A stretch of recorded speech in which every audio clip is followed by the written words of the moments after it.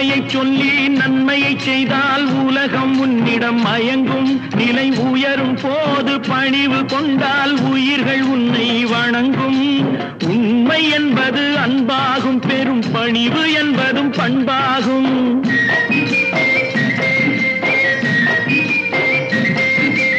உண்மை என்பது அன்பாகும், பெரும் பணிவு என்பது பண்பாகும். இந்த 4 கட்டளை அறிந்த மனதில் எல்லா நன்மையும் உண்டாகும், எல்லா நன்மையும் உண்டாகும்.